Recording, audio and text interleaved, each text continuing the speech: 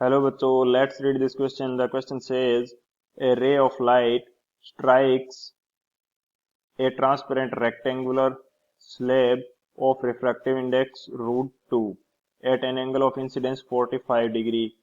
The angle between the reflected and refracted ray is option first 75 degree, B 90 degree, C 105 degree and D 120 degree. तो इस question के अंदर हमसे बोला है कि एक ग्लास स्लैब है जिसका रिफ्रैक्टिव इंडेक्स √2 है. इसके ऊपर एक रे ऑफ लाइट इंसिडेंट होती है 45 डिग्री के एंगल पर. तो जो रिफ्लेक्टेड एंड रिफ्रैक्टेड रे है उनके बीच में एंगल कितना होगा. तो इसके लिए जो की कंसेप्ट है वो डिस्कस कर लेते हैं हम लोग. बात करें यदि की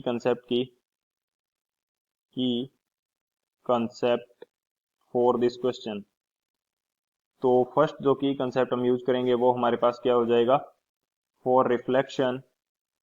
यानी कि यदि किसी सरफेस से रिफ्लेक्शन होता है तो उसके लिए जो एंगल ऑफ इंसिडेंस होता है इसकी वैल्यू किसके इक्वल होती है, एंगल ऑफ रिफ्लेक्शन आर के इक्वल होती है.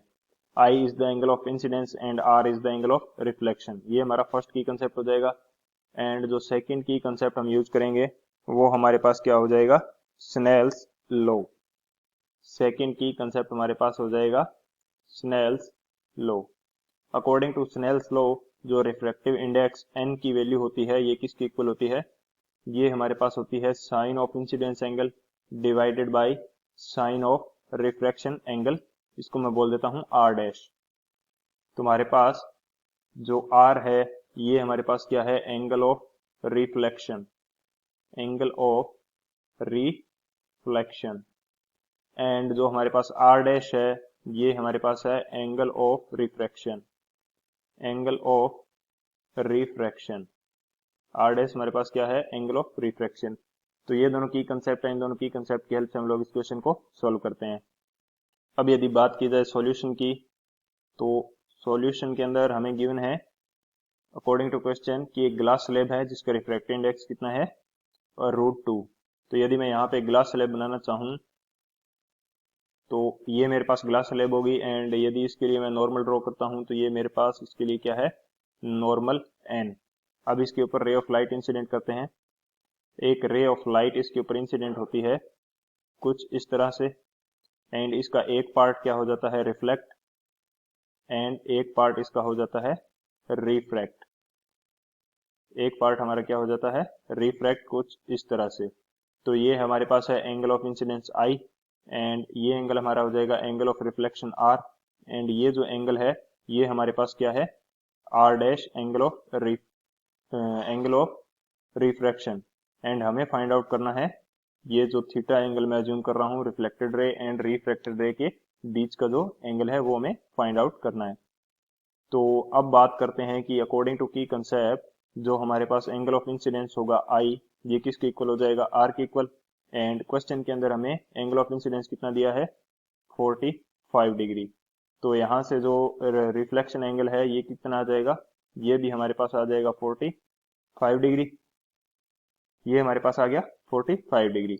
अब अकॉर्डिंग टू यदि मैं स्नेल्स लॉ अप्लाई करूं तो जो रिफ्रैक्टिव इंडेक्स n की वैल्यू होती है ये हमें कितनी गिवन है, ये हमें गिवन है √2. तो ये किसकी इक्वल आ जाएगी, sine of incidence angle. Incidence angle की वैल्यू हमारे पास कितनी है, 45 डिग्री.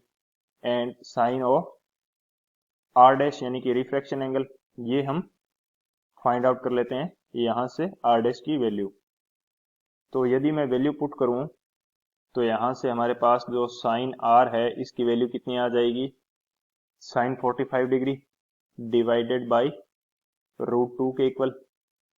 तो यदि मैं इसको सोल्व करूंगा तो साइन आर की वैल्यू मेरे पास किसके इक्वल आ जाएगी, 1/2 के इक्वल, क्योंकि साइन 45 डिग्री की वैल्यू क्या होती है, 1/√2. तो यहाँ से जो एंगल आर डैश है, सॉरी ये आर डैश है, आर नहीं है, आर डैश. तो आर डैश की वैल्यू हमारे पास कितनी आ जाएगी, तो ये हमारे पास आ जाती है वैल्यू 30 डिग्री के इक्वल. यानी कि आर डैश हमारे पास कितना आ गया, 30 डिग्री. आर डैश की वैल्यू हमारे पास आ गई 30 डिग्री. एंड जो ये पूरा एंगल है नॉर्मल के साथ मैं इसको शो करना चाहूं, यानी कि मेरे पास आर की वैल्यू कितनी आई है, 45 डिग्री. आर की वैल्यू मेरे पास आई है 45. एंड जो नॉर्मल का जो एंगल होता है सरफेस के साथ ये टोटल एंगल होता है 90 डिग्री। तो इस एंगल की वैल्यू कितनी आ जाएगी मेरे पास, इस एंगल की वैल्यू आ जाएगी 90 माइनस 45 डिग्री, यानी कि ये मेरे पास आ गया 45 डिग्री। एंड सेम कंडीशन होगी नीचे, आर डैश की वैल्यू मेरे पास आ गई 30 डिग्री। तो ये जो एंगल है ये मेरे पास कितना आ जाएगा, ये मेरे पास आ जाएगा 60 डिग्री के इक्वल। ये मेरे पास एंगल आ गया 60 डिग्री के इक्वल। तो यहाँ से थीटा की वैल्यू क्या हो जाएगी, 45 प्लस 60 डिग्री। थीटा की वैल्यू मेरे पास क्या हो जाएगी, थीटा की वैल्यू ये मेरे पास हो जाएगी 45 डिग्री प्लस 60 डिग्री, यानी कि जो रिफ्रैक्टेड रे एंड रिफ्लेक्टेड रे है इनके बीच में एंगल कितना आ जाएगा, 105 डिग्री। बात करें यदि ऑप्शंस की, तो ऑप्शन हमारा कौन सा करेक्ट हो जाएगा, option C, 105 degree is the correct answer. So option C is the final answer. I hope you understood it well. Best of luck. Thank you.